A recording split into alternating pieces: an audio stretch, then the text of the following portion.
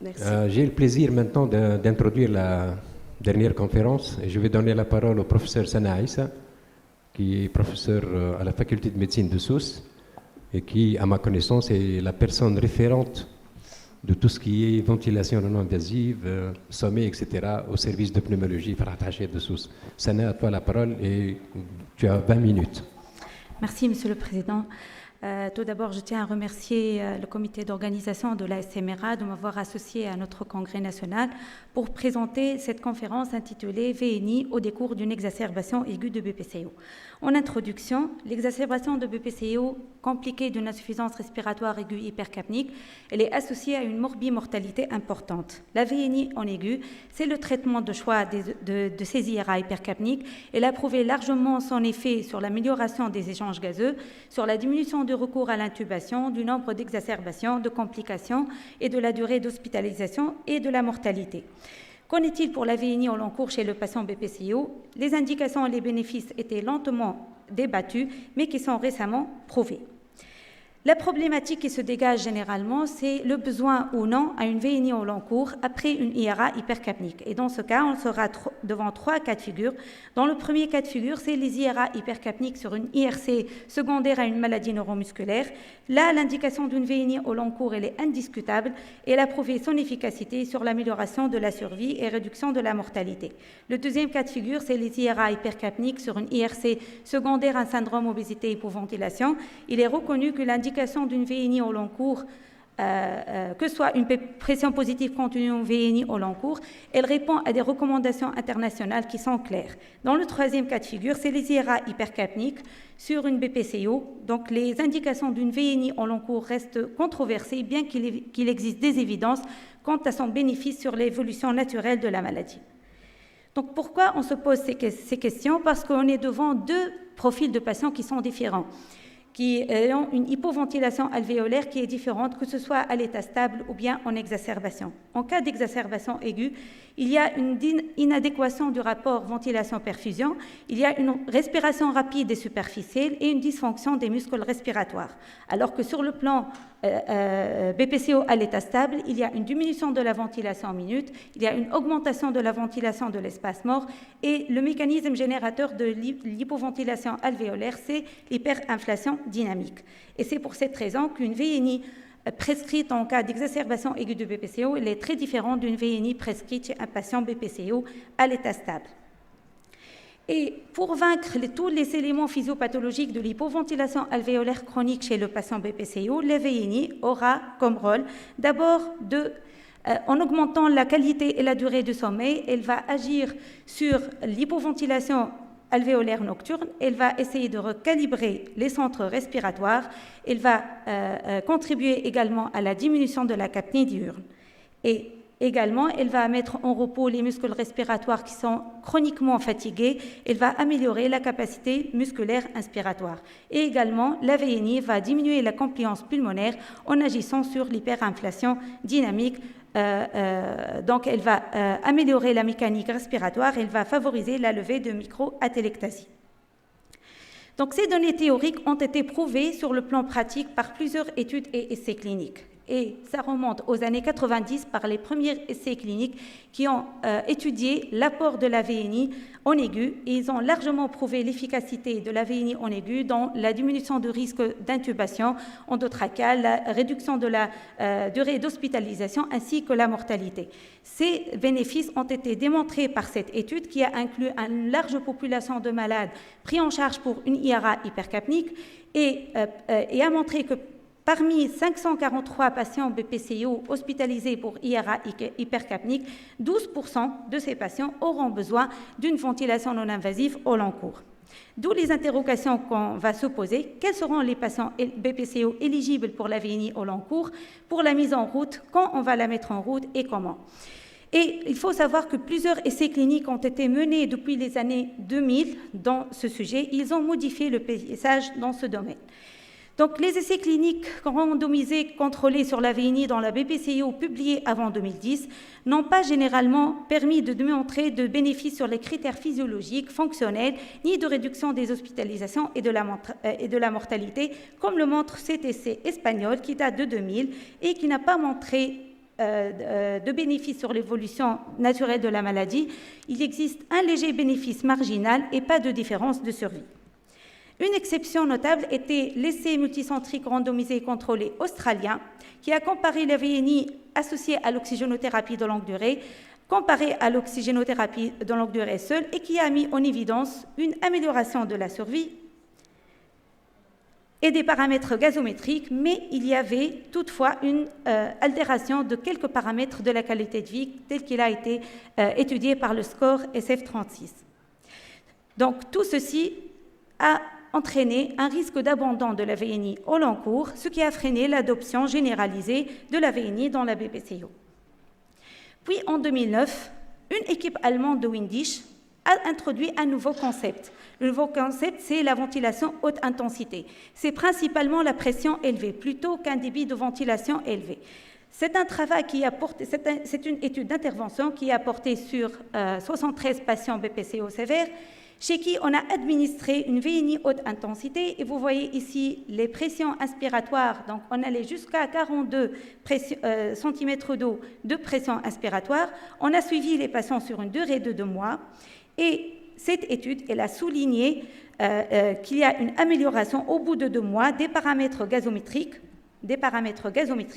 et également des paramètres fonctionnels, avec une diminution du risque d'exacerbation et une amélioration du pronostic à long terme. Cette étude, elle a souligné fortement la nécessité d'essais cliniques randomisés évaluant le rôle de cette VNI à haute intensité chez les patients atteints de BPCO hypercapnique à l'état stable. Et puis, il y a eu un tournant à partir des années 2010 avec la première publication d'un essai croisé, contrôlé, randomisé par la même équipe allemande de Windisch. Et cet essai, il a inclus des malades BPCO hypercapniques à l'état stable. On a randomisé en 2 groupes. Un groupe VNI haute intensité où on allait vers des pressions inspiratoires à 28 versus un groupe qui a reçu une VNI basse intensité. On les a mis pendant 6 semaines et puis on l'a suivi. Et puis, après 6 semaines, on a switché les 2 groupes et on a fait une étude donc, comparative pour les paramètres gazométriques et le risque d'exacerbation. Et en comparant chaque modalité de traitement à la valeur initiale, il s'avère que la VNI haute intensité elle a entraîné des améliorations significatives de la PCO diurne et nocturne et de la fonction pulmonaire et également du score de la qualité de vie. Et de là, il y a eu un tournant, des commentaires et il y a eu cette étude elle a suscité beaucoup de commentaires et de critiques de la communauté de pneumologie puisque ces pressions étaient élevées et ne seront pas tolérées au long cours et elles ne seront pas inefficaces parce qu'elles sont génératrices de fuites importantes. Et de là, on a diminué les pressions inspiratoires de 24 à 25 cm d'eau, avec toujours un objectif de normaliser la PCO2 et de la diminuer le plus possible. Et les études qui ont traité des pressions inspiratoires relativement basses sont les suivantes et j'ai choisi de les détailler parce que ce sont des études qui ont impacté notre pratique clinique. Donc la première étude, c'est l'étude de Collen qui a été publiée en 2014. C'est une étude multicentrique allemande et australienne. C'est un essai clinique multicentrique qui a randomisé des patients BPCO à l'état stable hypercapnique.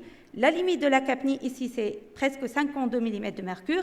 Les pressions, on a administré des pressions relativement élevées, des pressions inspiratoires allant jusqu'à 28 cm d'eau. Et l'objectif principal était la mortalité à 1 an. Et le résultat de cette étude, c'est une étude de survie positive.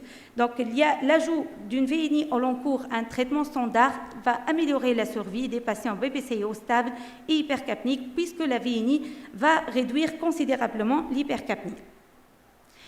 Dans la même année, en 2014, on a mené l'essai Rescue. Et à ce jour, il s'agit de plus vaste étude multicentrique randomisée et contrôlée portant sur les effets de la VNI chez les patients atteints de BPCO et qui présente une hypercapnie prolongée après un épisode d'IRA hypercapnique. Donc, on a administré également des pressions inspiratoires qui sont relativement augmentées. La limite ici de la capnie, c'était à 48, mais ce qui attire l'attention dans cet essai, c'est qu'on a administré la VNI après un sevrage de la VNI en aigu de plus de 48 heures. Donc, les résultats de cette étude, c'est qu'on a diminué de façon significative la PaCO2 diurne et nocturne, mais on n'a pas amélioré la survie, ni diminué le nombre d'hospitalisations pour cause respiratoire, ni le risque d'exacerbation, la fonction pulmonaire, la qualité de vie, ni la dyspnée.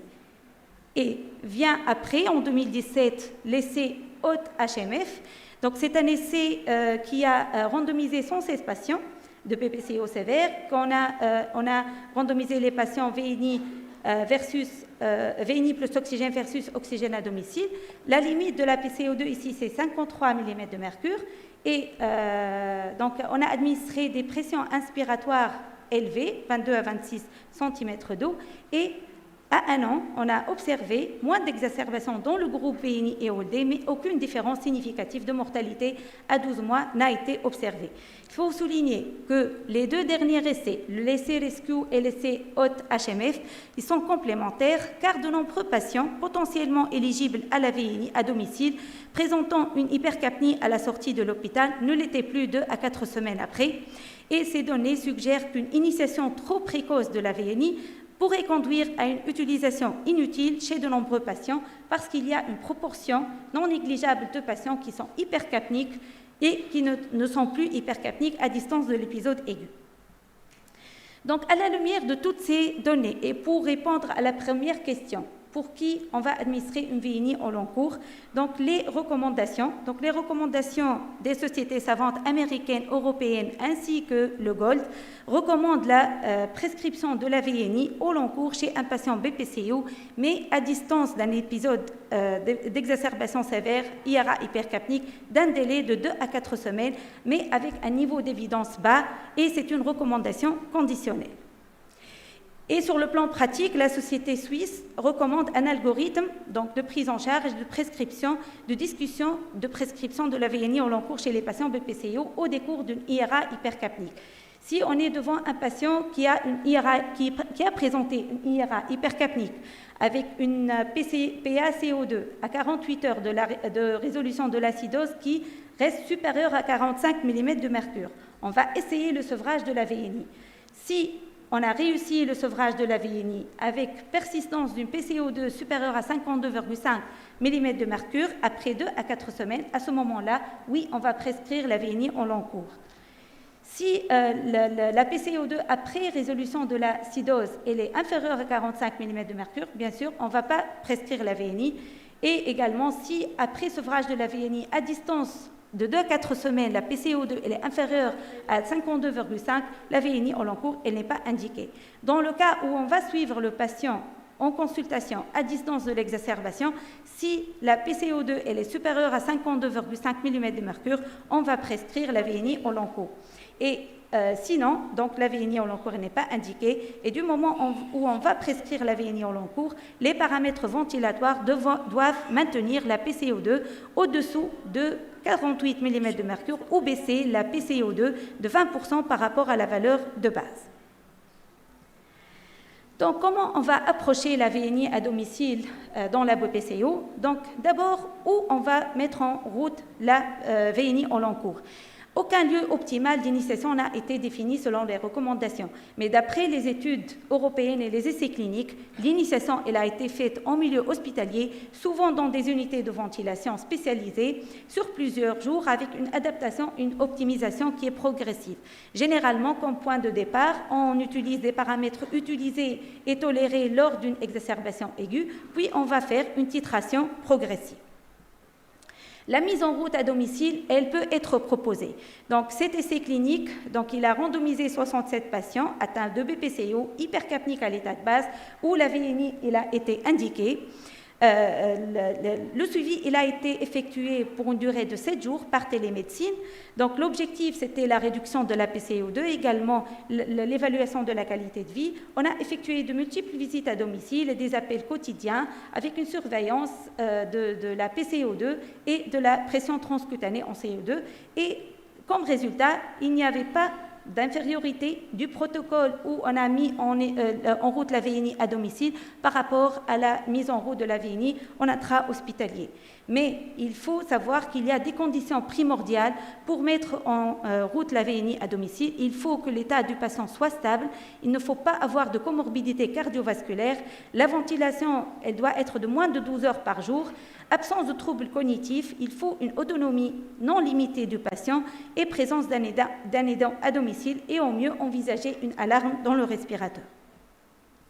Quelle interface pour la mise en route de la VNI? Les critères de choix de l'interface, il faut assurer un équilibre entre la tolérance, le confort de l'interface pour assurer une bonne observance et l'efficacité clinique et gazométrique. Sur le plan pratique, sur le plan, tout ce qui est recommandation, on recommande l'interface nasale en chronique, mais on utilise les interfaces oro-nasales qui sont plus fréquemment utilisées parce qu'elles ont été utilisées lors des exacerbations, lors des hospitalisations. Choix du respirateur, du moment que la VNI va être administrée moins de 8 heures seulement la nuit chez un patient BPCIO au long cours, donc on aura besoin d'un respirateur de niveau 1, mais plus l'hypoventilation alvéolaire va évoluer, plus le besoin d'être ventilé va donc progresser de plus de 8 heures par jour, on aura besoin à ce moment-là d'un respirateur de niveau 2 avec une batterie autonome, avec une batterie interne. Le mode ventilatoire, il faut savoir que ventiler un patient BPCIO à domicile, c'est une VNI à fuite. Le mode, il est barométrique, donc en semi-contrôlé. Pourquoi? Parce que l'appareil va suivre le patient et il ne va déclencher une pressurisation que lorsque les efforts inspiratoires, leur fréquence, elle passe au-dessous d'une fréquence respiratoire de sécurité. Les réglages avec une adaptation automatique des pressions, dit hybride ou bien volume courant cible, ne doivent pas être utilisés en première intention. Ça a été prouvé qu'il n'y a pas de supériorité à ce mode par rapport au mode semi-contrôlé concernant la réduction du nombre d'exacerbations de la mortalité. Donc, pour la mise en route de la VNI avec le réglage fin, le fine-tuning des paramètres de la VNI, donc les réglages de la VNI doivent répondre aux caractéristiques physiologiques de cette population de BPCIO. Un patient BPCIO a une commande élevée, il a une compliance thoracique qui est abaissée, il y a les voies aériennes supérieures sont stables, mais il a également l'autopep génératrice de l'hyperinflation dynamique. Et à ce moment-là, on va proposer une aide inspiratoire suffisamment élevée pour vaincre l'hypoventilation alvéolaire et l'objectif ici toujours de normaliser, de diminuer le maximum la PCO2 ou bien de la normaliser. Et les recommandations du groupe GAVO2, donc l'IPAP, la pression inspiratoire vers les 20 à 24 cm d'eau. La PEP également doit être raisonnable pour vaincre l'autopep. En dehors des événements respiratoires nocturnes, on propose entre 4 et 6 cm d'eau de pression expiratoire positive. La fréquence respiratoire de sécurité sera entre 12 et 20 en fonction de la mécanique ventilatoire du patient. Pour le suivi des patients à domicile, un patient bien ventilé, c'est un patient pour lequel il y a un équilibre entre l'efficacité et la tolérance. L'efficacité, bien sûr, elle sera jugée après avoir vérifié une bonne observance du patient. Le patient doit être observant à la VNI+, il doit utiliser la VNI au moins 5 heures de nuitée à l'affilée. On doit contrôler les symptômes sans dégradation de la qualité de vie, vérifier les logiciels, vérifier la disparition des événements nocturnes. La tolérance, le patient doit avoir une bonne qualité de sommeil sous VNI avec absence d'inconfort lié à la VNI. Donc, on doit avoir un objectif gazométrique de PCO2 diurne inférieur à 48 mm de mercure, mais on doit traiter tout ceci. Donc, l'évaluation de la VNI à domicile ne s'arrête pas uniquement sur une correction de la gazométrie. Intelligence artificielle et VNI, on en parle de plus en plus. L'intelligence artificielle, elle peut être proposée chez les patients ventilés à domicile, surtout dans le suivi à distance par télésurveillance pour l'amélioration de l'observance. Donc, mais il y a les limites de la dépendance aux données des constructeurs et la confidentialité des données. Donc, c'est pour ça. Elle ne remplace pas l'expertise humaine, elle fournit des données utiles pour garantir une ventilation optimale au long terme.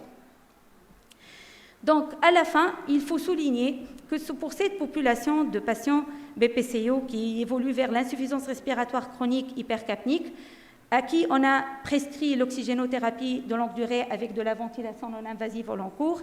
Cette prise en charge, la VNI, doit s'intégrer dans une prise en charge globale associant l'optimisation du traitement pharmacologique par des bronchodilatateurs et les corticoïdes inhalés par une réhabilitation respiratoire primordiale et adaptée au niveau de déficience et d'incapacité du patient insuffisant respiratoire chronique et prise en charge des comorbidités, et tout ceci pour une approche personnalisée. En conclusion, la VNI au long cours chez les patients BPCO, elle est indiquée quand il y a une hypercapnie persistante à distance de l'exacerbation. Les indications de la VNI en cas de BPCO répondent à des recommandations, les bénéfices sont prouvés, les réglages doivent être adaptés en fonction des besoins ventilatoires du patient. Après prescription d'une VNI au long cours, on doit suivre attentivement le patient, et les perspectives, ce sont le télémonitorage et l'intelligence artificielle. Et je vous remercie. Merci beaucoup, Dr Aïssa, pour cette excellente présentation. Hichem voulait vous féliciter.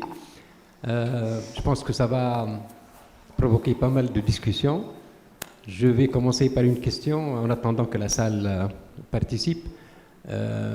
En cas d'association plus ou moins fréquente, je n'ai pas de chiffres, BPCO, SOH, BPCO, syndrome d'apnée obstructive du sommeil, est-ce que l'attitude change? C'est une question qui paraît un peu bête. Oui, là on parle de deux phénotypes différents. Il y a la BPCO, il y a le SAOS. Les prévalences du SAOS chez les patients BPCO, elle est variable en fonction des définitions de l'index apnée-hypopnée, mais elle est variable entre 10 et 15% en fonction des définitions. L'association de SAOS et de BPCO pour la prise en charge thérapeutique, on va raisonner toujours à distance de l'exacerbation, faire une polygraphie ventilatoire. S'il y a un SAOS associé mais sans hypercapnie, la prise en charge c'est une PPC avec un suivi, mais si à distance, persistance de l'hypercapnie avec les mêmes cut-off de 5.2, on va prescrire une VNI. Bien sûr, l'association de SAOS on va jouer sur les paramètres. On va raisonner en fonction de la PEP, on va majorer un peu la PEP, faire une titration et réévaluer après. Et pour les SOH? Pour le SOH, les SOH, par définition, ça sort de la BPCO parce que SOH, c'est obésité, hypoventilation. L'association, c'est plutôt l'association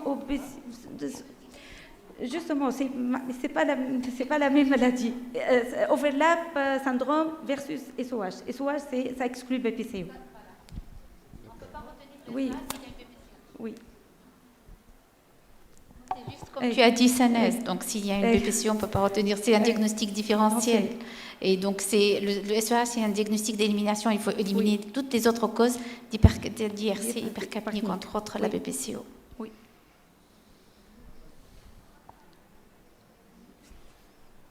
Apparemment, c'était hyper clair. Dr Mjid.